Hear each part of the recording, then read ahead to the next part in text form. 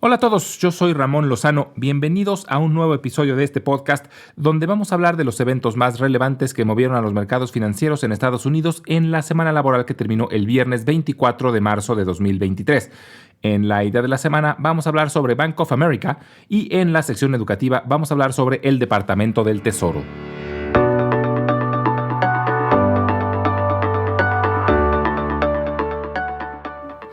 De nuevo una semana con muchísima volatilidad, pero donde los principales índices lograron rescatar ganancias muy decentes. El Dow Jones subió el 1.2%, el Standard & Poor's 500 el 1.4% y el Nasdaq ganó el 1.7%. Siguen los sustos relacionados a los bancos. Después del colapso del Silicon Valley Bank y del Signature Bank, aún no se resuelve el futuro de First Republic Bank, que sigue en la cuerda floja. La semana pasada, los bancos más grandes, liderados por JP Morgan Chase, depositaron $30,000 millones en First Republic Bank con el objetivo de darle liquidez y tratar de evitar otro colapso que podría traer más contagios a otros bancos, pero aún no está fuera de peligro.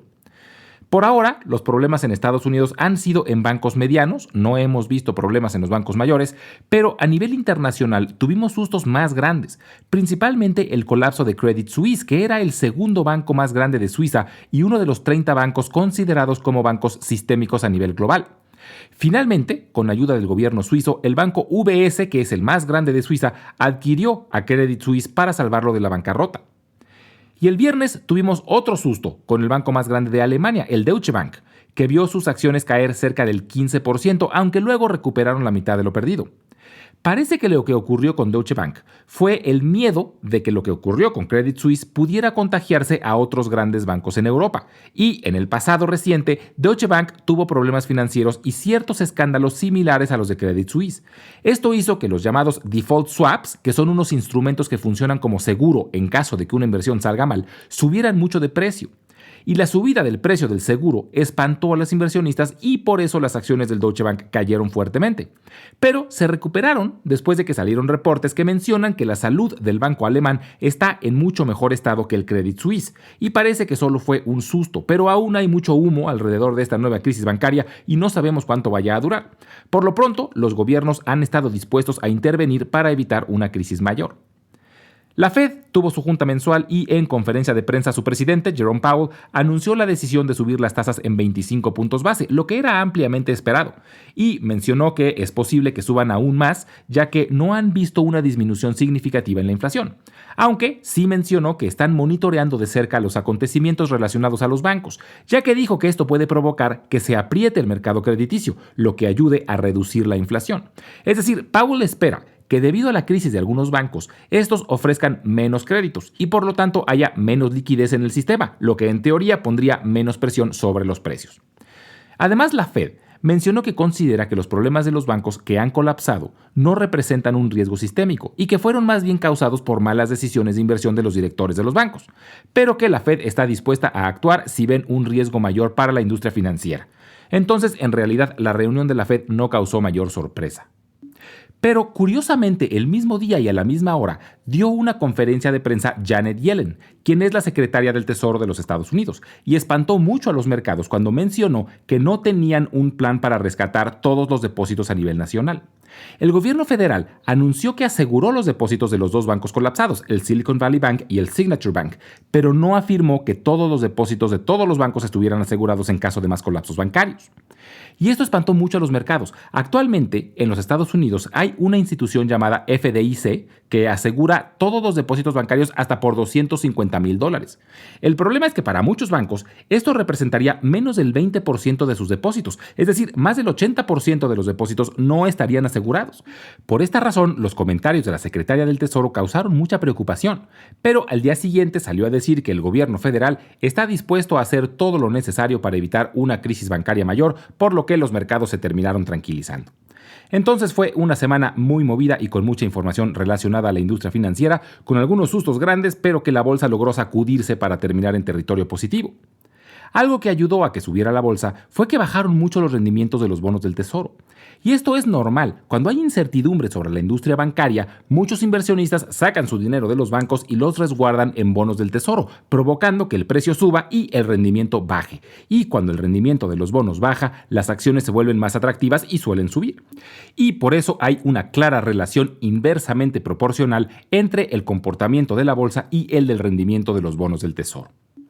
Tanta información macroeconómica opacó a la microeconómica, pero tuvimos algunos reportes importantes.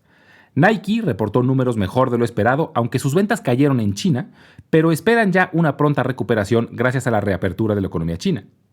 En la industria tecnológica, Nvidia fue el gran ganador de la semana gracias a que sus chips de alto desempeño están mostrando una enorme demanda de empresas que están compitiendo por desarrollar inteligencia artificial, que necesita todo el poder de cómputo posible y por ahora los chips de Nvidia son los mejores a nivel mundial para ese fin. Y las empresas relacionadas a las redes sociales tuvieron también buenas ganancias, pero por pura especulación.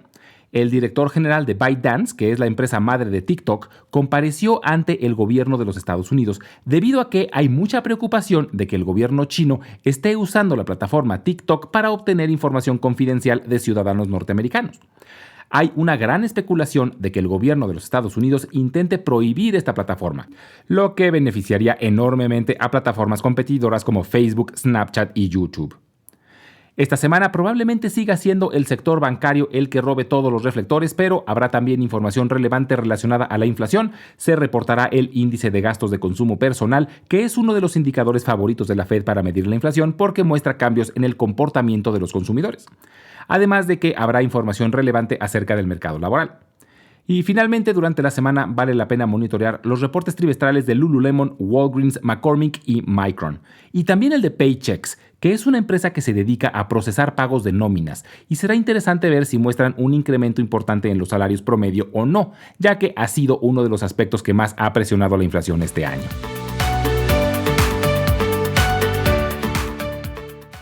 En la idea de la semana vamos a hablar sobre Bank of America. Su símbolo es BAC.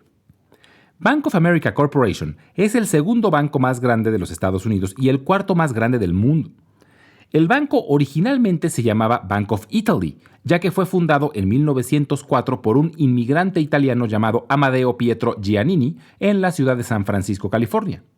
Giannini empezó convenciendo a otros inmigrantes a guardar sus monedas de plata y oro en su banco, en lugar de tenerlas bajo el colchón, además de ofrecerles créditos para iniciar nuevos negocios. En ese entonces, los bancos únicamente prestaban a grandes empresas y solo guardaban depósitos de personas adineradas.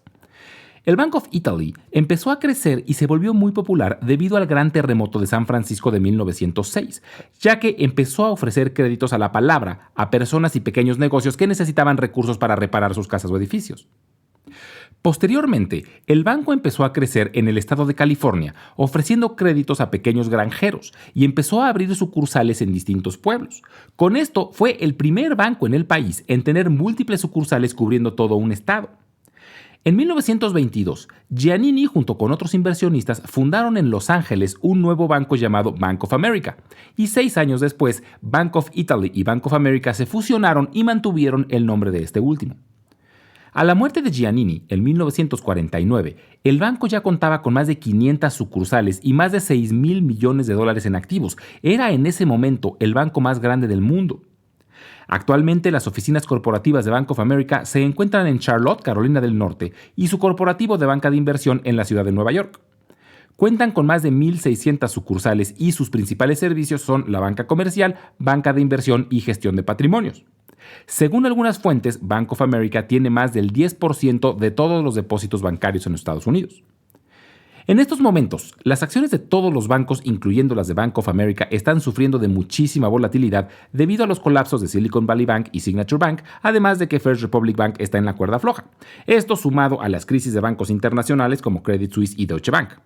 No sabemos en qué momento se vaya a estabilizar la crisis de los bancos y qué tanto más puedan bajar las acciones de Bank of America, pero por ahora esta crisis no parece tan profunda como la ocurrida en 2008 y por lo menos en los Estados Unidos lo que está pasando es que mucha gente está trasladando sus depósitos de bancos pequeños a bancos grandes, buscando que sus depósitos estén en una institución más sólida, y esto beneficia a los grandes bancos. Bancos como JP Morgan y Wells Fargo, de los que hemos hablado en ocasiones anteriores, y también Bank of America, muy probablemente salgan beneficiados beneficiados de esta crisis. Actualmente las acciones de Bank of America ya han caído el 30% y esto puede representar una oportunidad a largo plazo. Además de que, también debido a la caída en el precio de las acciones, el rendimiento de su dividendo ha subido por arriba del 3.3%. Y por eso es que vale la pena tener a Bank of America en el radar.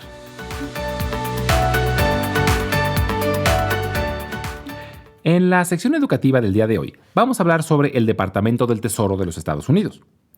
Quiero hablar de este tema en este episodio porque hemos hablado muchísimo sobre la Fed y el papel que tiene en la economía y cómo cualquier comentario de su presidente mueve a los mercados. Pero esta semana fue la secretaria del Tesoro la que causó revuelo con sus declaraciones. El Departamento del Tesoro de los Estados Unidos es una rama del gobierno federal que se encarga de administrar el dinero del gobierno. En países de habla hispana es mucho más común llamarlo Secretaría de Hacienda o Ministerio de Hacienda, pero en Estados Unidos se le conoce como el Departamento del Tesoro o Department of the Treasury.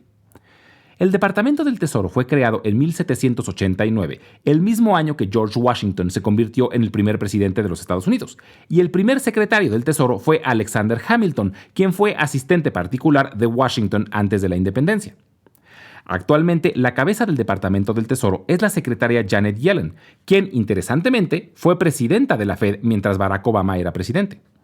Y la Fed y el Departamento del Tesoro son entidades separadas e independientes, pero trabajan de forma conjunta para mantener la economía estable. Son los dos principales pilares de la economía de los Estados Unidos. Como hemos visto anteriormente, la Fed es la encargada de decretar la política monetaria, pero es el Departamento del Tesoro el que realiza los cobros y los préstamos del gobierno. Digamos que es el banco donde el gobierno guarda su dinero, además de ser la institución que se encarga de la emisión de deuda y del cobro de créditos. Las principales funciones del Departamento del Tesoro son las siguientes. Producir los billetes y monedas de los Estados Unidos, físicamente producir los billetes y las monedas, cobrar los impuestos y cualquier crédito otorgado por el gobierno, pagar todos los gastos del país, hacer cumplir las leyes financieras y de impuestos, y por último, supervisar todos los bancos que operan dentro de los Estados Unidos. Y por esta última función es que esta semana Janet Yellen fue noticia y movió a los mercados. En los Estados Unidos, tanto la Fed como el Departamento del Tesoro son responsables por la supervisión de los bancos, y en caso de que un banco tenga problemas financieros pueden ayudar de distintas formas. Lo más común es que la Fed actúe a través de la compra de bonos, que es una forma en que le pueden prestar dinero a los bancos, mientras que el Departamento del Tesoro puede también hacer una inyección de capital en forma de un crédito, pero también puede solamente asegurar los depósitos, o sea, directamente a los usuarios. La diferencia es que un préstamo se hace con la intención de rescatar al banco completo, pero esta es una decisión muy polémica porque se está usando el dinero de los impuestos de los ciudadanos para rescatar una institución privada. Si la Fed lo ve necesario, puede hacer un préstamo con el objetivo de estabilizar la economía y como es un órgano autónomo y sus miembros no están sujetos a elección popular, pueden tomar decisiones de forma más libre. Pero el Departamento del Tesoro, que es parte del gobierno federal, suele estar mucho más preocupado por la popularidad de sus decisiones, porque finalmente su jefe es el presidente, que es parte de un partido y a futuro querrán pedir el voto de los ciudadanos. Entonces el Departamento del Tesoro, sobre todo de gobiernos demócratas, normalmente no está dispuesto a rescatar a los bancos, únicamente a asegurar los depósitos, es decir, dejar que el banco se vaya a la quiebra, pero que cualquier persona o institución que tenga dinero guardado en el banco lo pueda recuperar. En este escenario, las acciones de los bancos llegan a cero, es decir, todos los dueños del banco y cualquier inversionista que haya comprado acciones de ese banco pierden su dinero, al igual que todos los directores y empleados del banco pierden su trabajo, a menos que el banco sea comprado por otro. Pero esta decisión suele ser menos polémica porque el dinero de los impuestos solo se usa para asegurar a los usuarios del banco y no a los dueños. Y esta semana, la Fed mencionó que no ve un riesgo sistémico en los bancos, que lo que ocurrió en Silicon Valley Bank y Signature Bank fue por errores de los directores, pero que si ven un riesgo mayor de contagio estarían dispuestos a intervenir. Esto deja al Departamento del Tesoro con la decisión de qué hacer con los bancos emproblemados y con First Republic que está en la cuerda floja. Y las declaraciones iniciales de Janet Yellen fueron que no tenían aún un plan de rescate en caso de otros colapsos. Y esto espantó mucho a los inversionistas, aunque un día después salió a decir que harían cualquier cosa que sea necesaria para asegurar los depósitos de los usuarios. Lo que sí mencionó es que no rescatarán a los bancos como tal, únicamente los depósitos de los usuarios. Como siempre, les recuerdo que las transcripciones de todos los episodios las estaremos subiendo al blog invertirenlabolsa.substack.com, al que pueden también acceder directamente desde la página www.ramonlog.com, y si lo prefieren estaremos subiendo los audiogramas a YouTube, donde los pueden encontrar como Invertir en la Bolsa Podcast. Finalmente, les dejo mi correo electrónico por si tienen alguna duda, comentario o sugerencia. Es ramonlog@yahoo.com. Muchas gracias y nos escuchamos en el próximo episodio.